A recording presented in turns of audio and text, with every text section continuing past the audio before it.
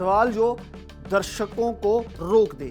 क्या पाकिस्तान की विदेश नीति अब वाशिंगटन की मुस्कान पर तय होगी? क्या शांति के नाम पर पाकिस्तान ने अपनी सियासी रीढ़ गिरवी रख दी है? नमस्कार, मैं हूं ललित शर्मा, आप देख रहे हैं इंडिया डेली। आज बात उस फैसले की जिसने पाकिस्तान की सियासत, फौज और बुद्धिजीवियों तीनों को आमने सामने खड़ा कर दिया है। अमेरिकी राष्ट्रपति ट्रंप के बोर्ड ऑफ पीस में पाकिस्तान की एंट्री। नाम शांति का, लेकिन सवाल सत्ता, आत्मसम्मान, सियासी मजबूरी का। क्या ये कूटनीति है या बूट पॉलिश? आज इसी पर हमारा स्पेशल पैकेज है। क्या ट्रंप का न्योता टालना मुमकिन था? रविवार की सुबह वाशिंगटन से एक न्योता आया और इस्लामाबाद ने बिना देर किए हां कर दी।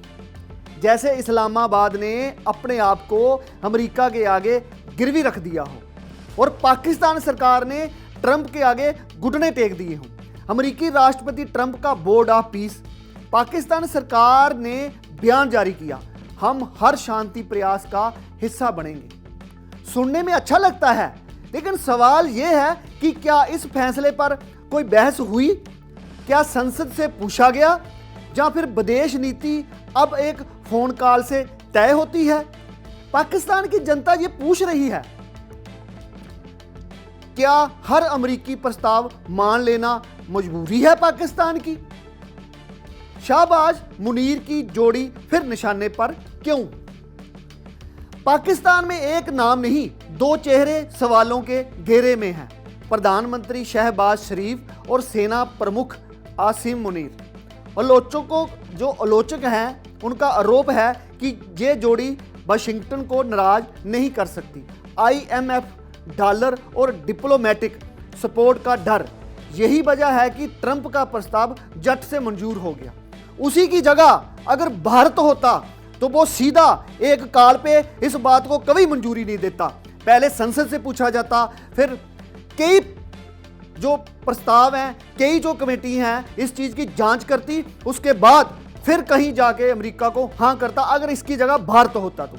सवाल यह है कि क्या पाकिस्तान की विदेश नीति अब डर से चलेगी या सिर्फ सिद्धांत अब बोझ बन चुके हैं?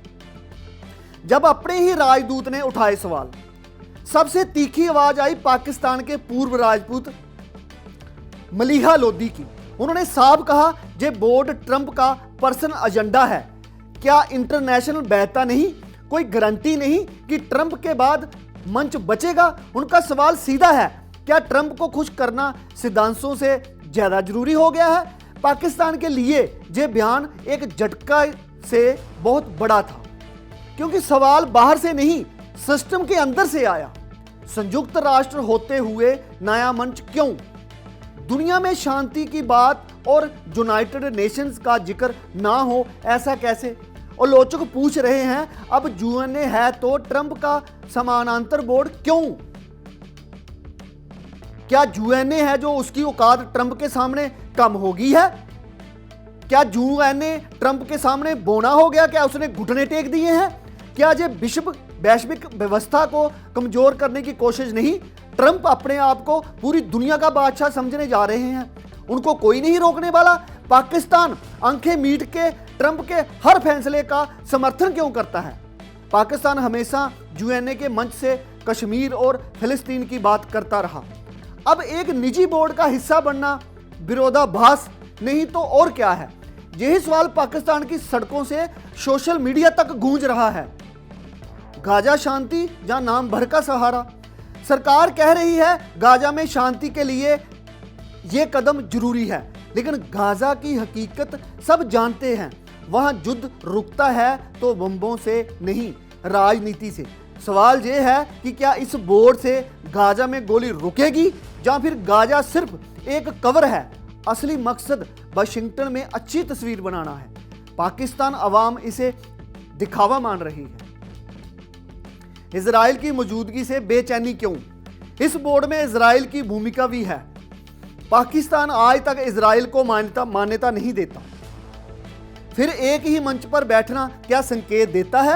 आलोचकों को डर है ये चुपचाप नीति बदलने की शुरुआत है। सरकार खामोश है, लेकिन सवाल तेज हैं। क्या पाकिस्तान अपने पुराने स्टैंड से पीछे हट रहा है? जनता पूछ रही है, फायदा क्या मिला? पाकिस्तान की गलियों में आज एक सवाल है, इस बोर्ड से मिला क्या? ना आर्थिक पैकेज, ना कश्मीर पर समर्थन, सिर्फ एक कुर्सी और कुछ तस्वीरें। जनता पूछ रही है, क्या यही विदेश नीति की कामयाबी है? क्या आत्मसम्मान से बड़ा कुछ और हो गया है? ये सवाल सरकार के लिए आसान नहीं है। शांति के नाम पर लिया गया फैसला, लेकिन सवाल सत्ता और सिद्धांत का। ट्रंप का बोर्ड आज है, कल नहीं। पाकिस्तान की छवि स्थायी है, इतिहास माफ नहीं करता। जनता सब देख रही है, फैसला वक्त सुनाएगा। आप देखते रहिए इंडिया डेली, फिर मिलते हैं बड़ी खबर के साथ।